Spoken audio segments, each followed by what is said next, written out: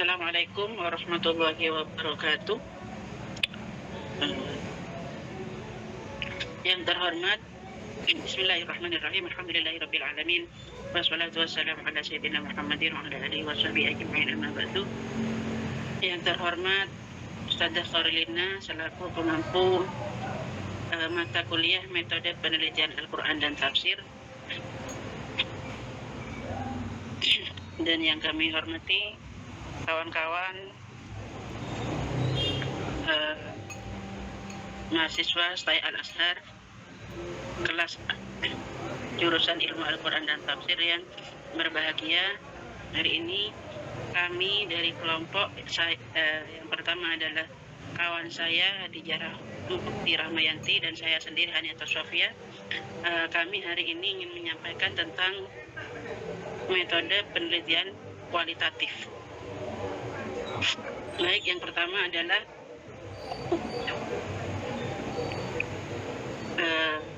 definisi dari metode penelitian kualitatif, yaitu dalam studi Al-Quran dan tafsir, metode penelitian kualitatif adalah cara penelitian yang digunakan untuk memahami makna, pesan dan nilai yang terkandung dalam ayat-ayat Al-Quran serta penafsirannya secara mendalam dan menyeluruh.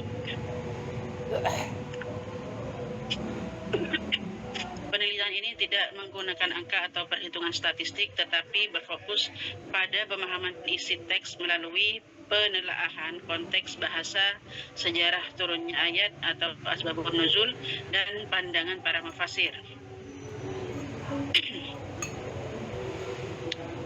Tujuan utama dari penelitian kualitatif adalah menentukan makna yang lebih luas dari ayat-ayat Al-Quran agar dapat diterapkan dalam kehidupan manusia masa kini. Dengan kata lain, metode kualitatif membantu penelitian memahami Al-Quran, bahkan bukan hanya sebagai teks, tetapi sebagai sumber nilai, moral, dan petunjuk kehidupan yang relevan dengan berbagai situasi sosial dan budaya. Kemudian karakteristik utama penelitian kualitatif antara lain bersifat deskriptif, holistik, kontekstual, dan interpretatif, di mana penelitian berperan aktif sebagai instrumen utama dalam menggali data dan menafsirkan temuan. Pendekatan ini memungkinkan peneliti untuk mengungkap nilai-nilai, simbol, dan pesan teologis dalam teks Al-Quran secara lebih mendalam dengan mempertimbangkan latar belakang bahasa, sejarah penafsiran, serta realitas sosial umat Islam masa kini.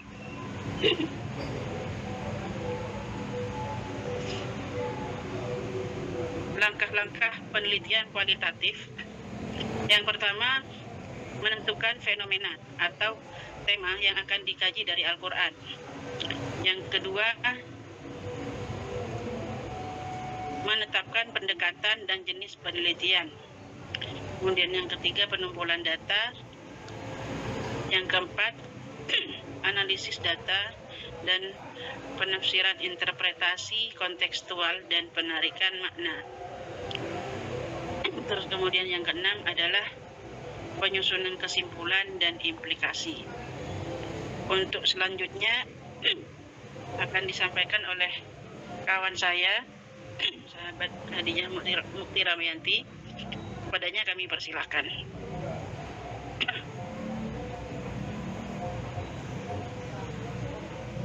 Baik, bismillah. Contoh penelitian kualitatif di sini akan saya sampaikan dulu pembukaannya, bahwa Allah Subhanahu wa Ta'ala tidak akan membebani seorang melainkan sesuai dengan kesanggupannya. Ia mendapat pahala dari kebajikan yang dikerjakan dan mendapatkan siksa dari kejahatan yang diperbuatnya. Atau lalu mereka berdoa, ya Tuhan kami, janganlah Engkau hukum kami jika kami lupa atau kami bersalah. Ya Tuhan kami, janganlah Engkau bebankan kepada kami beban yang berat sebagaimana Engkau bebankan kepada orang-orang sebelum kami.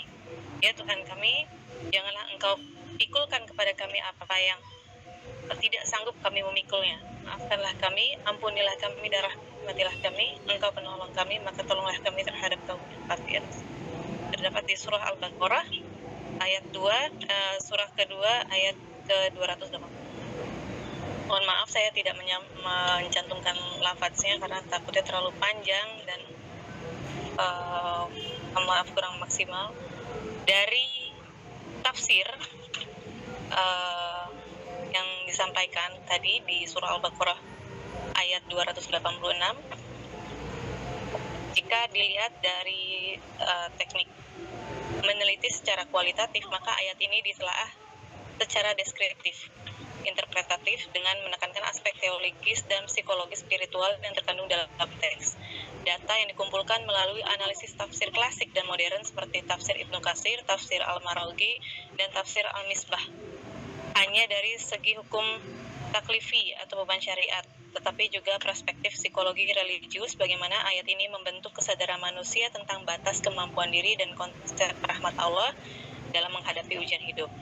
Nah, dari situ hasil penelitiannya menunjukkan bahwa ayat ini mengandung makna mendalam tentang keadilan dan kasih sayang ilahi di mana setiap manusia memiliki kapasitas berbeda dalam menerima beban kehidupan.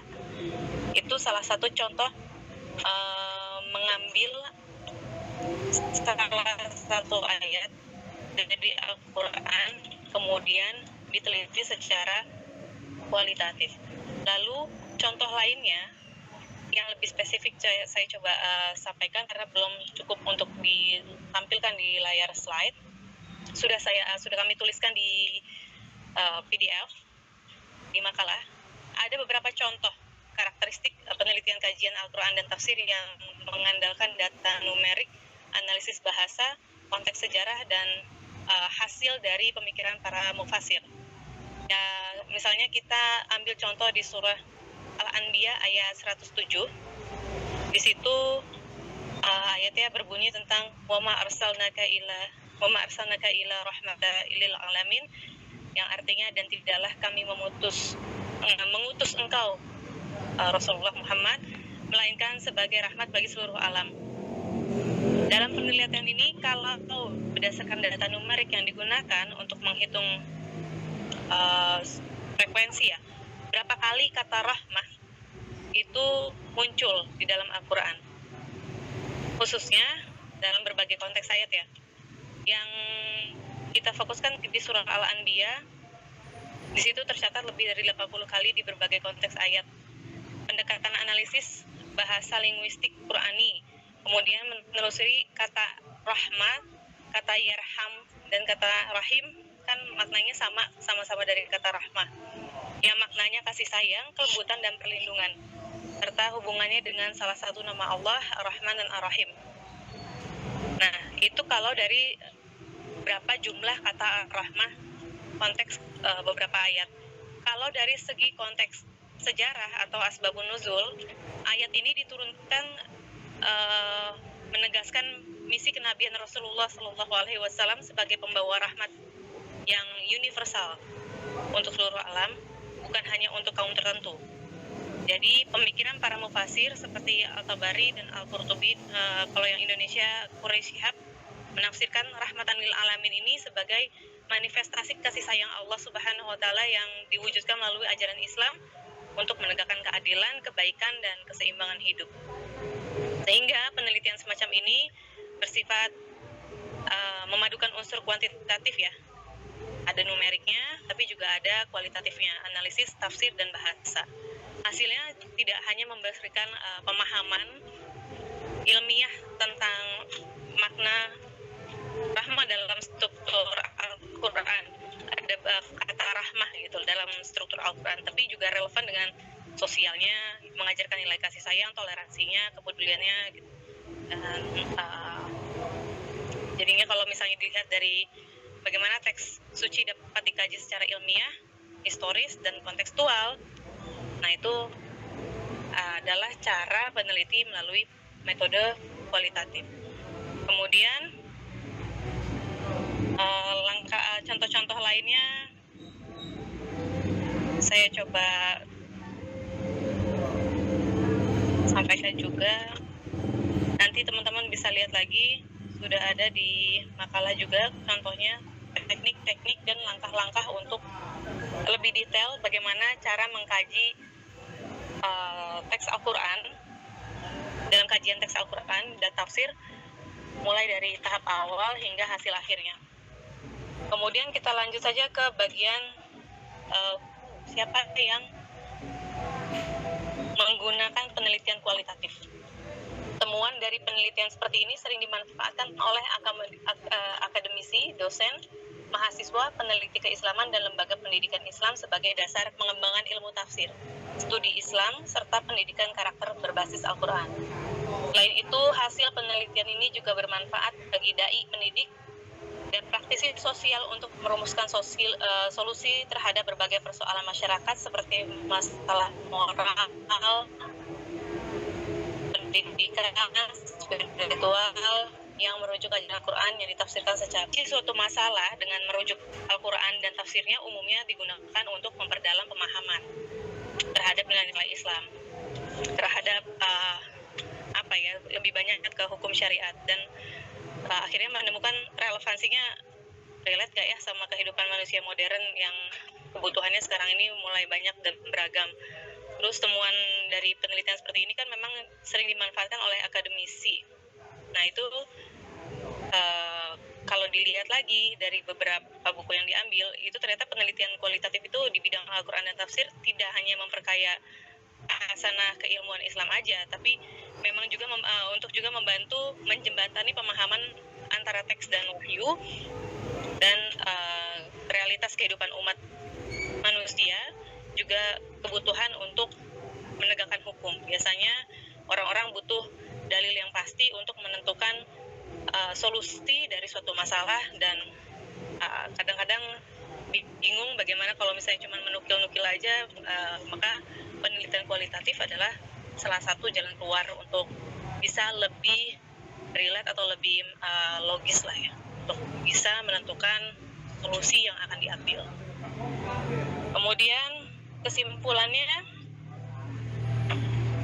dari seluruh pembahasan kita bisa menyimpulkan kalau penelitian kualitatif dalam kajian Al-Quran dan tafsir adalah pendekatan ilmiah yang penting. Maka untuk menggali makna dan pesan ilahi secara mendalam, kontekstual dan relevan dengan kehidupan manusia modern. Maka pendekatan ini menuntut peneliti untuk memahami Al-Quran bukan sekedar sebagai teks yang dibaca, tapi sebagai sumber nilai pedoman hidup dan inspirasi moral yang terus hidup di setiap zaman. Melalui analisis bahasa, konteks sejarah, dan pemikiran para mufasir, penelitian kualitatif membuka ruang bagi interpretasi yang lebih humanis, reflektif, dan solutif terhadap berbagai persoalan sosial, moral, spiritual umat manusia. Dan melalui penelitian kualitatif, Al-Quran tidak hanya dipahami sebagai teks keagamaan semata, tapi juga sebagai sumber nilai etika, moral, dan sosial yang mampu menjawab tantangan zaman. Oleh karena itu, metode ini memiliki peran penting dalam mengembangkan ilmu tafsir, memperkaya khasanah keislaman, serta menghubungkan ajaran wahyu dengan dinamika kehidupan modern secara mendalam dan aplikatif.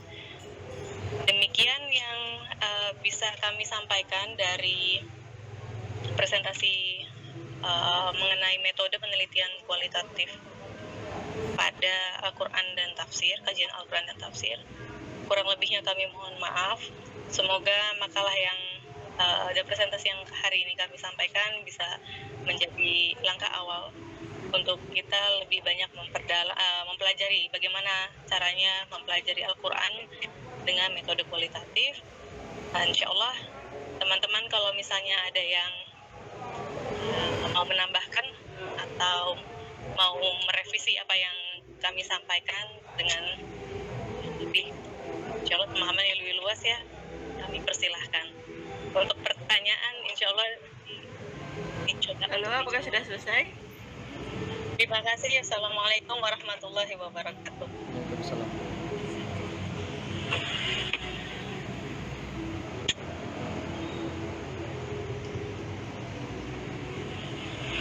Halo? Masih terdengar suara saya? Masih. Alhamdulillah masih.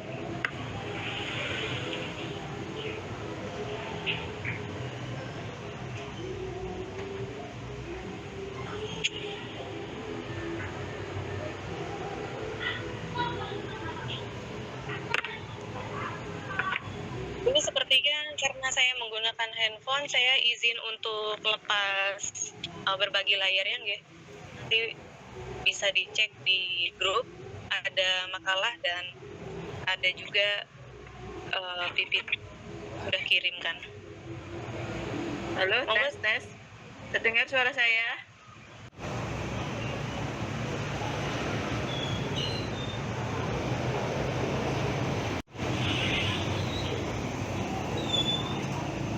Mungkin sinyal Ustazah karena hujan.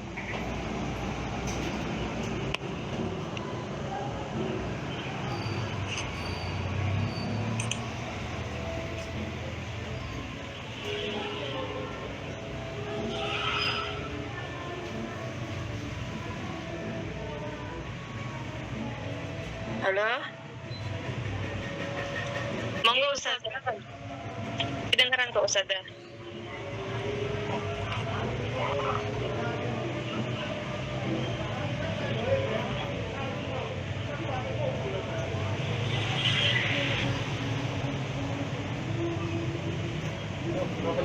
Oh iya.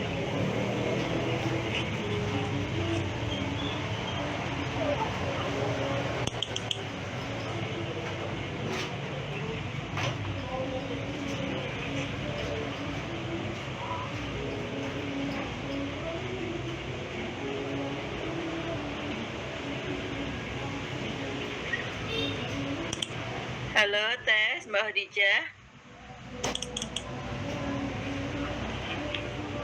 Nggih Ustazah.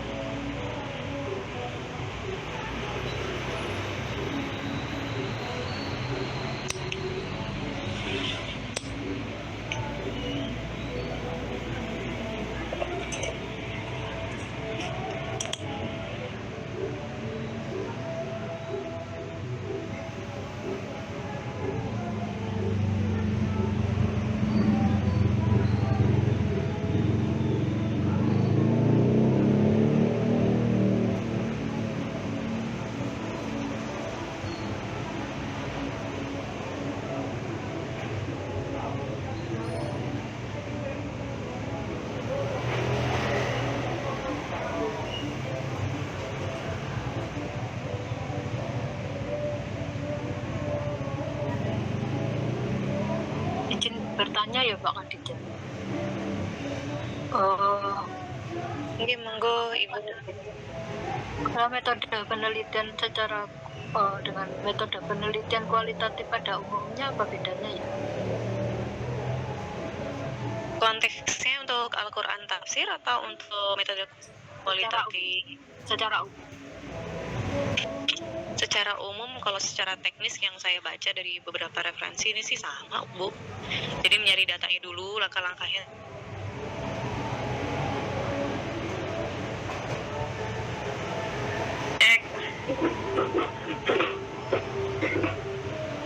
Ini sudah selesai ya, berarti kok suara dari jenengan nggak dengar di saya? Kenapa? Oh, ini jelas kok Ustazah. Apakah sinyal? Iya, kalau enggak mungkin dari audio Ustazah. Ustazah pakai ini nggak ya? Earphone nggak ya? Atau pakai headset?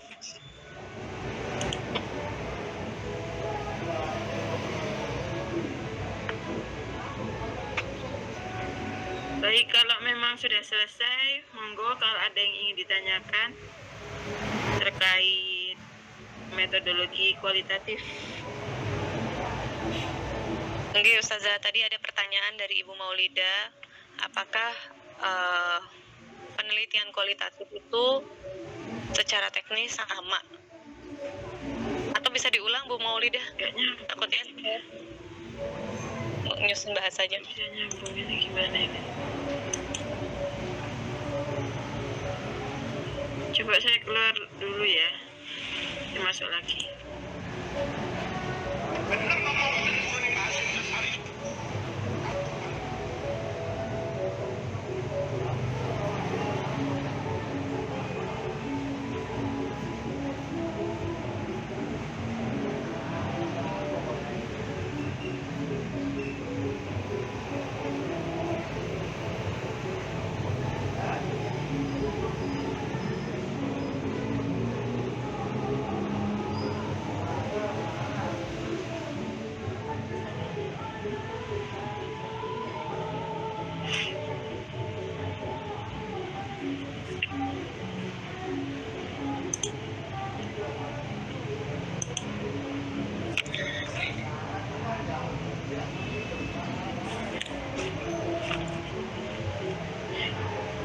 Ada yang ditanyakan? Monggo, silahkan. Iya Ustazah, tadi ada pertanyaan dari Ibu Siti Maulida. Nah, ini Apakah baru nyambung ini. Tadi Alhamdulillah. sekali. Iya ya, monggo silakan. Tadi ada pertanyaan dari Ibu Siti Maulida. Iya. Apakah secara teknis melakukan penelitian kualitatif itu sama? Saya sempat tanya ulang apakah spesifik untuk Al-Quran dan tafsir, tapi jawaban lanjutnya adalah untuk general ya, lebih ke general. Saya coba menjawab dari apa yang saya cari berdasarkan referensi buku-buku kemarin. Kalau dilihat dari konteks Al-Quran dan tafsir, secara langkah atau tahapannya sih sama, saja. Cuman karena saya membahasakannya coba pakai bahasa saya. Kalau misalnya pakai ilmu teknik, mungkin kan lebih ngambil sampling ke sesuatu yang memang kita mau cari akar masalahnya. Tapi kalau misalnya Al-Quran ngambil samplingnya ya tentu saja dari Al-Quran dan hasil-hasil tafsir para mufasir. Gitu ya, tadi disebutkan biasanya diambil dari tafsir Ibnu Katsir ataupun tafsir Al-Qurtubi. Kalau yang dari Indonesia itu yang terkenal dari Profesor Quraish Shihab. Nah, kemudian untuk langkah berikutnya sih sampai dengan menemukan saya pasti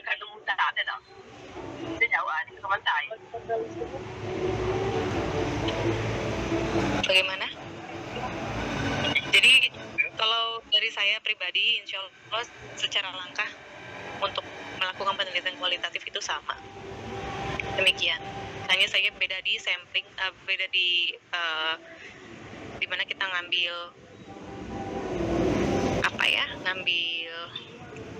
hasil sampelnya dan juga dari ngambil hasil keputusannya. Karena kan ini kalau Al-Quran itu dia tentu saja harus berdasarkan tafsir yang memang cukup bisa akurat kalau menurut saya. Jadi tentu saja akan merujuk kembali kepada tafsir-tafsir yang terkenal tadi. Begitu, demikian. Mudah-mudahan bisa menjawab Ibu Maulidah.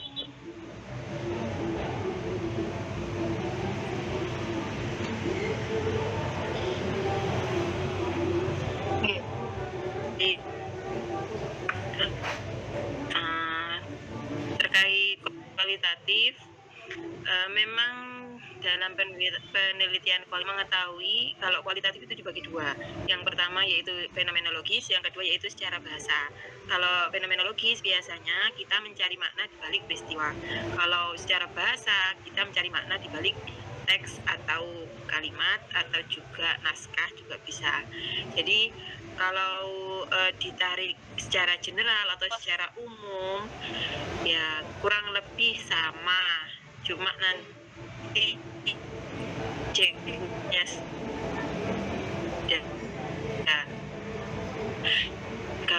tergantung kita mau meneliti kajian terkait apa, terkait misalkan kesehatan ya cari datanya tentang data kesehatan. Baru dari data kesehatan itu makna apa sih sebenarnya yang Fani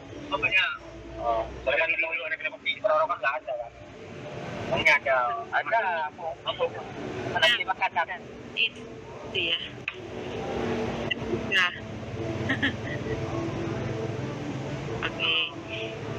Jadi dari data-data itu kita analisis, baru kita mengetahui dapatkan kesimpulan dari data yang sudah kita dapat. Kuantitatif itu sistemnya deduktif. Jadi hipotesisnya terlebih dulu, baru kita penjelasan di belakang. Kalau yang kualitatif itu induktif, data-data dahulu, baru di akhir nanti kita menentukan teori atau mengerucut seperti itu. Kalau yang kuantitatif itu hipotesis dulu, baru kita uraikan. Nah, kalau kualitatif itu data-data dahulu, baru kita kerucutkan pada teori seperti itu. Secara garis besar sama sih sistemnya, mau dipakai di mana aja, baik di keilmuan secara umum ataupun dalam teks Al-Quran, hadis, sama cara kerjanya. Jadi kita gali data dulu, kita kumpulkan data-data dulu secara sistematis, secara empiris. Cuma bedanya kalau kuantitatif itu pakai biasanya statistika, pakai numerik yang lebih banyak daripada kualitatif. Kalau kualitatif itu cenderung menganalisis data yang sudah ada. Mungkin ada, kalaupun ada nomor-nomor atau angka-angka itu tidak sebanyak di kuantitatif. Kita kumpulkan data, kita analisis, baru kita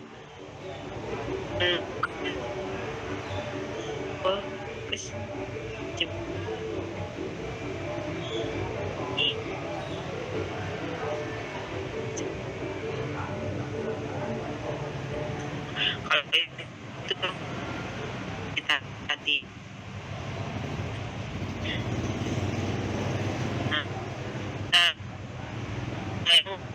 Untuk penjelasannya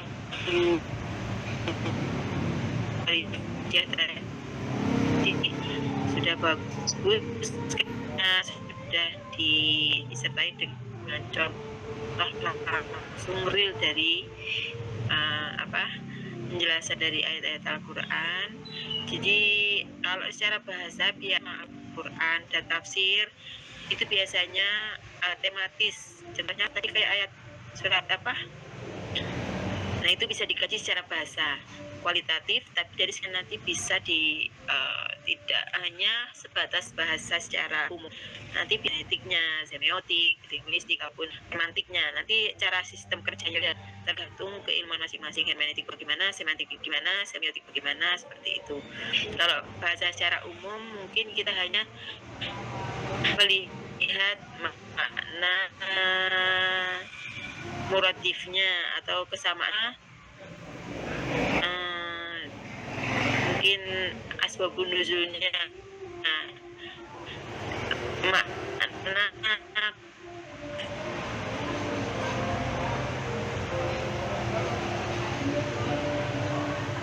itu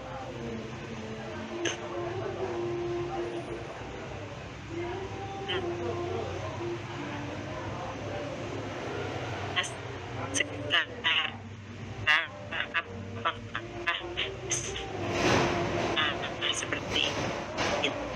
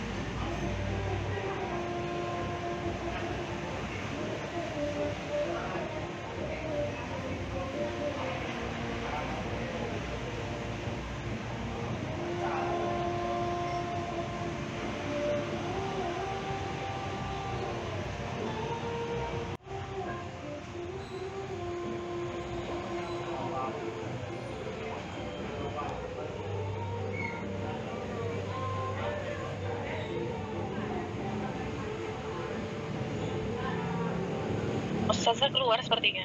Kental ini. Sinyal kayaknya. Soalnya kayak tadi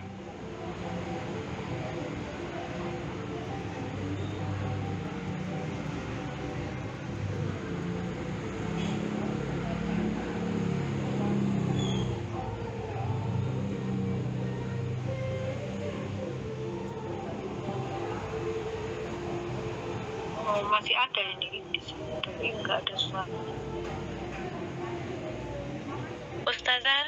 Ustazah ngapunten, suaranya ke-mute. Belum dinyalakan mic.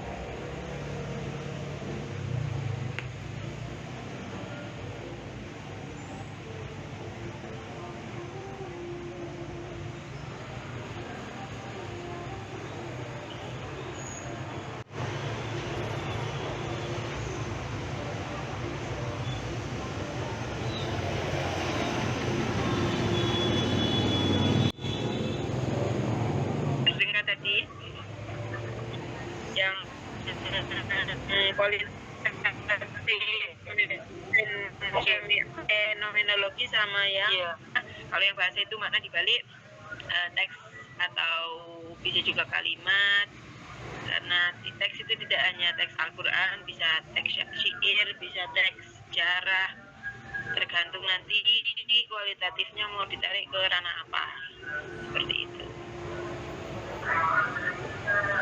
Kurang lebih sama lah antara itu kualitatif secara general sama yang di teks Al-Quran gitu.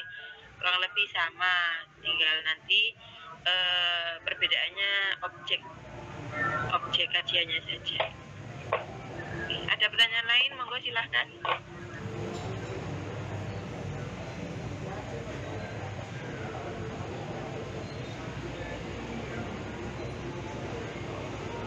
Ngapunten Ustazah, berarti itu dalam penelitian pelaksanaannya itu jadi metodenya bisa dikombinasikan antara kualitatif, kuantitatif, dan juga antara hermeneutik atau sesuai objek pakai living Quran gitu nggih Ustazah? Nggih, milih salah satu mawon Bu, nanti fokus di salah satu mawon.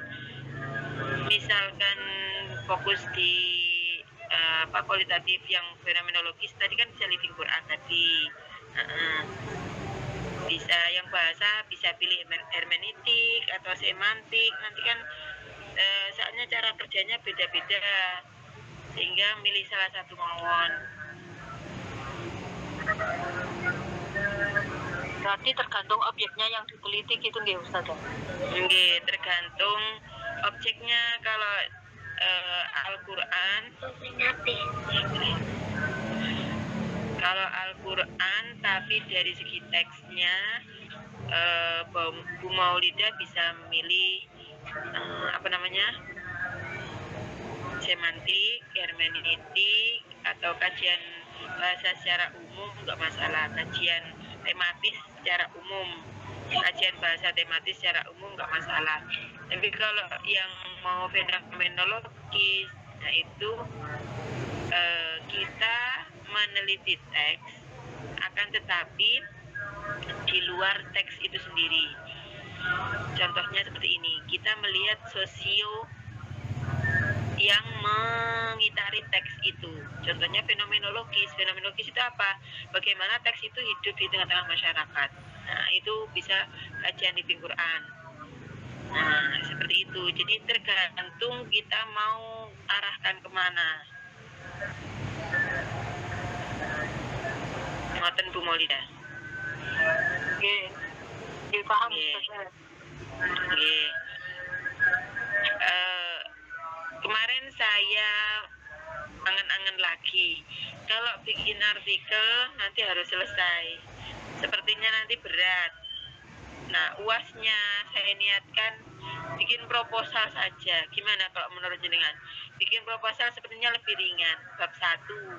Kalau artikel kan paling tidak harus menemukan jawaban sudah. Kalau hanya proposal kan hanya baru pengajuan saja. Jadi ngiras-ngirus nanti kalau sudah semester akhir biar enggak begitu sulit seperti itu. Tapi apa meneruskan dari abstrak yang kemarin dikumpulkan, Iya. Ustaz? Iya, melanjutkan bisa. Kan baru judul sama abstrak saja kan. Itu nanti tinggal bikin latar belakang, terus selanjutnya rumusan masalah, tujuan, terus penelitian terdahulu, kajian bukunya apa saja, literaturnya, kita pembahasan sudah gampang, lebih gampang.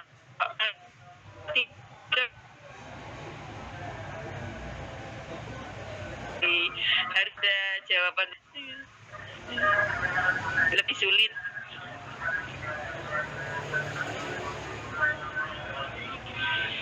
Jadi setuju Ustaz. Ada lagi pertanyaan yang lain?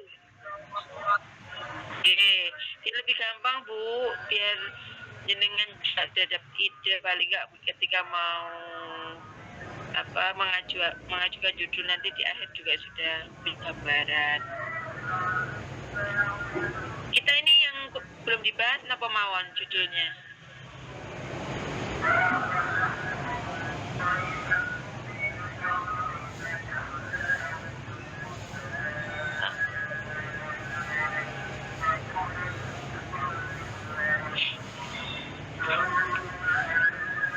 Kemarin Mas Sulisi itu Bantu Bazila terus Ada beberapa soal metode tahlili tahlili itu ya. Nah, oke. Jadi prakteknya cuma sekali ya. Oke, praktek sebelum UAS 1 kali. Saya minta ijmali sama maudhu itu dijadikan satu, bisa nggak? Saya masuk sekali lagi. Nanti menjelaskan proposal itu. Nanti sudah bisa diusahakan. Nanti kami sampaikan kepada pemateri untuk berarti Iya. yang sebelum aslinya praktek itu dimajukan itu. Yang metode Jadi, maudhu'i. tahlili sendiri, mukoran sendiri, ijmali sama maudhu'i itu dijadikan satu. Ini insya Allah bisa. Ya, nanti saya masuk sekali lagi. Saya sekalian menjelaskan sistematika proposal dan penulisan karya tulis ilmiah yang kita pakai di Al-Akbar. Jadi sekalian biar kita penerapan langsung untuk bekal skripsinya nanti.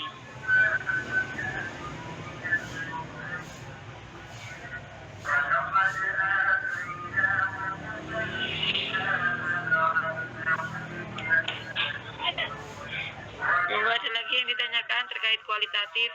Kalau kualitatif itu lebih simpel sebenarnya, lebih gampang, hanya menganalisis data mawon. Kalau yang kuantitatif itu justru lebih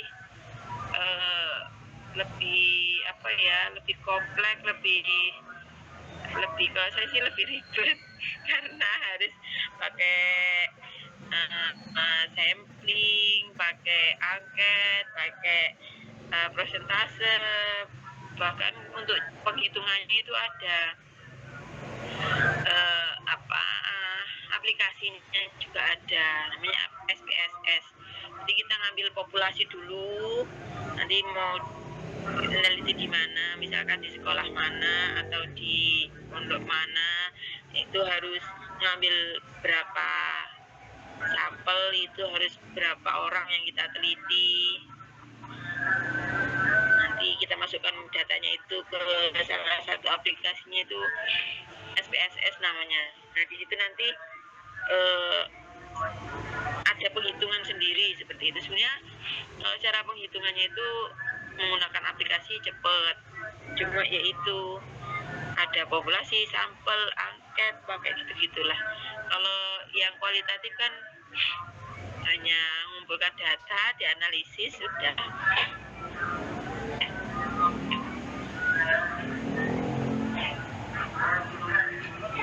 Tapi ya semuanya sama aja, tergantung kita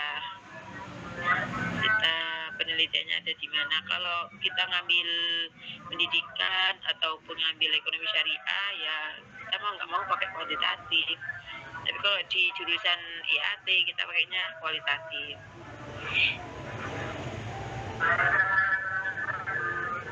Sampai di sini ada yang mau ditanyakan lagi, Mbak?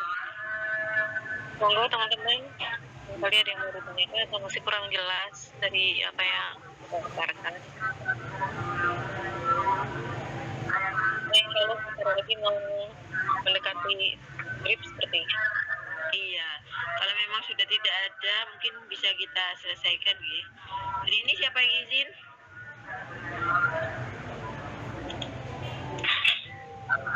Mas Anwar Fuadi.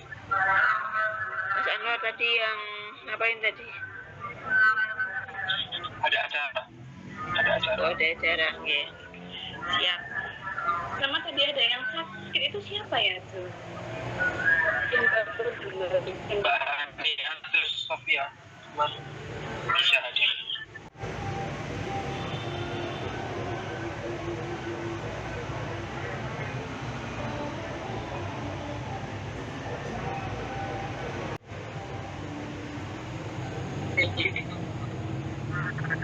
Apa namanya? Bukan lagi. Bukan bayar. Aduh, ini gimana ini? Berkuat ini. Ada lagi banyak terbatasannya. Iya, nak apa-apa. Sambil belajar gitu, sama belajar.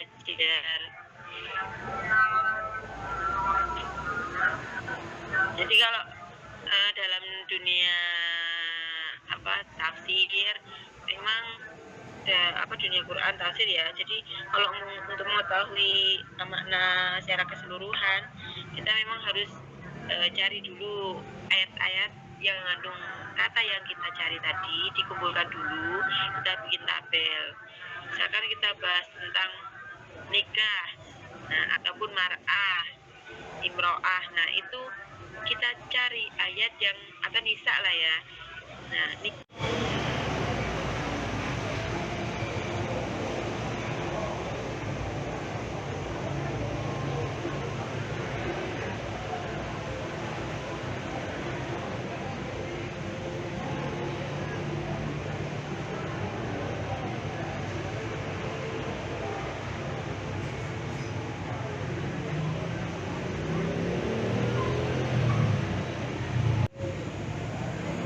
mati ya. Kalau secara tahlilin nanti boten dikumpulkan seperti itu, dikaji secara terperinci. Nanti lebih jelasnya akan kita tahlili koron, ijmali dan maudhu'i. Kalau yang dikumpulkan seperti itu lebih ke maudhu'i.